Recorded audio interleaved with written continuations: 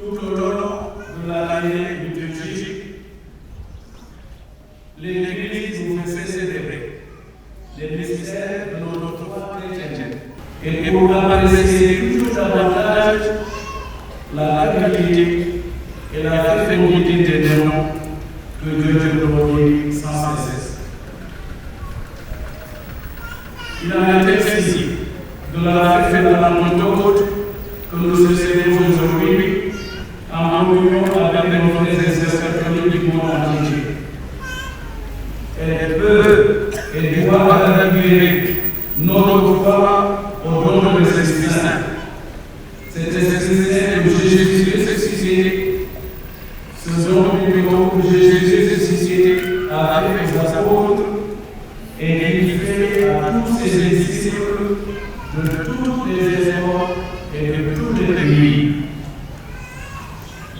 Aujourd'hui, réunissons ainsi, nous tous, notre foi de l'Esprit Saint, qui nous a été donné à notre baptême et à notre confirmation, pour qu'il soit toujours notre être intérieur, qui nous apprend à connaître Jésus et à comprendre ses enseignements.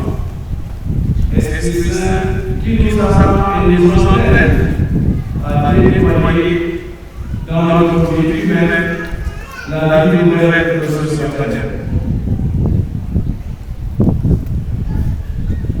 Nous avons fait le déplacement vers Omni pour nous retrouver auprès de la famille de Jésus, notre Père, notre Dame de la Délivrance.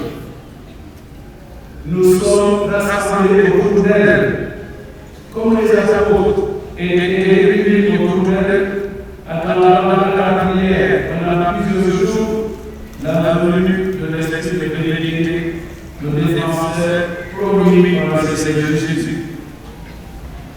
Rassemblés autour d'elle encore, comme sur ses apôtres, toujours réunis autour d'elle, et le recevement des Esprits Saints descendu sur eux et en eux au jour même de la Pentecôte.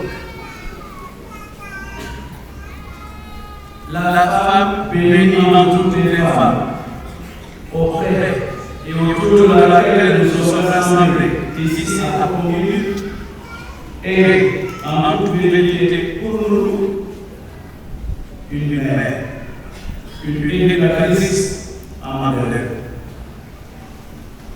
Elle est pour chacun et chacune de nous, pour notre famille et nos communautés, comme le rappelle le thème de notre pèlerinage.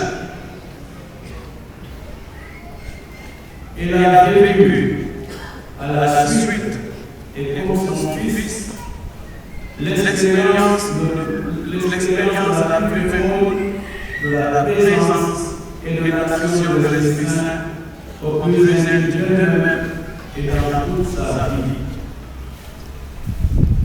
Comme les apôtres réunis autour d'elle, mettons-nous à son école, en mettant ensemble la parole de Dieu entendue dans les trois lectures de notre messe, en imitant celle qui veut tenir en son cœur tous les événements de la vie de son Fils et en chercher le sens, comme le souligne Saint Luc dans son évangile, chapitre 1, verset 19, mais aussi chapitre 1, verset 51.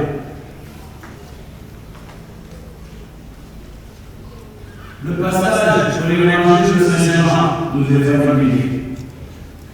Mes chers frères et sœurs, sortons de l'habitude pour laisser retentir en notre cœur les merveilles de la première rencontre des apôtres avec le Maître ressuscité. Ce Maître se révèle être celui qui réconcilie Dieu avec les hommes en abolissant le réel péché. Retenons en désespérant notre cœur comment le souffle et l'Esprit Saint jaillit du corps de Jésus ressuscité, corps glorieux mais encore marqué des cicatrices de la passion.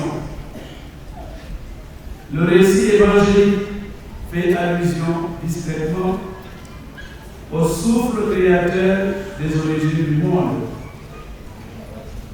Le souffle que Jésus envoie sur ses apôtres rappelle en effet l'haleine de vie que Dieu insuffla dans le corps inerte qu'il venait de modeler avec la poussière de la terre et qui devint l'homme vivant, comme nous dit le livre de la Genèse, chapitre 2, verset 7. L'Esprit Saint est ce souffle purificateur et recréateur de Jésus ressuscité. Ce souffle du pardon des péchés qui lève les obstacles à la communion d'amour entre Dieu et les hommes. Ce souffle qui transforme le cœur et le vie en faisant des créatures nouvelles. Puisque nous sommes à l'époque de la femme bénie entre toutes les femmes, femme qui veut donner dans son cœur et méditer les événements de la vie de son Fils, revivons l'apparition de ressuscité à ses apôtres habité par la parole de Jésus. Pour cela, ayons à l'esprit l'avertissement de Paul que nous avons entendu au début de la première lecture.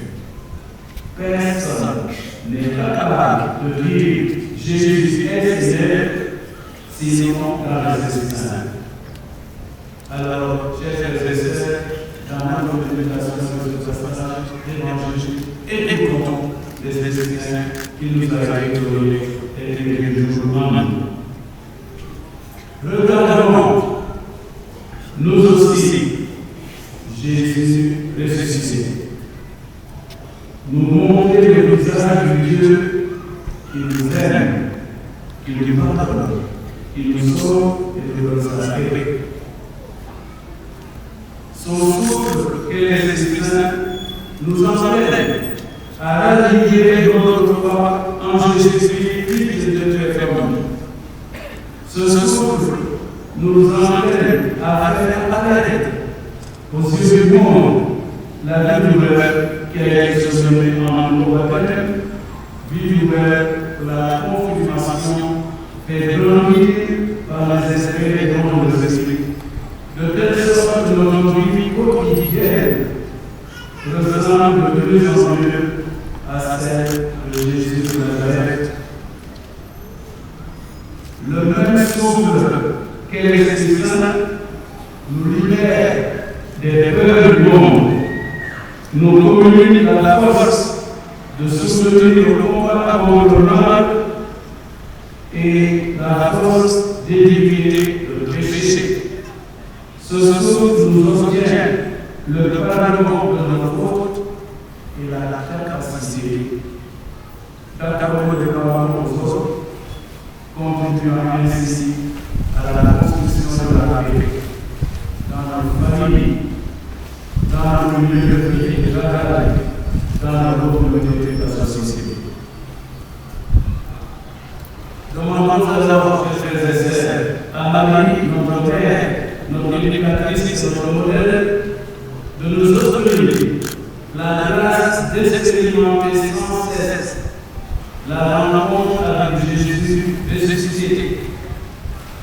Ce Jésus qui fait jaillir sur nous cet Esprit Saint qui nous fait venir en disciple et témoin de ce Jésus, Fils de Dieu, en enfant de Dieu, débordant l'amour de Dieu et des hommes comme elle est Marie. Chers frères et sœurs, si vous me permettez de m'insister, je vous invite à dire que cette rencontre avec Jésus ressuscité est possible pour nous aujourd'hui. C'est ce qu'il a dit. Je suis avec vous tous les jours jusqu'à la fin du monde. Demandons à notre Dame de la résurrection de nous aider à décider cette rencontre avec Jésus ressuscité, à la chercher mais aussi à la vie de nos soixante.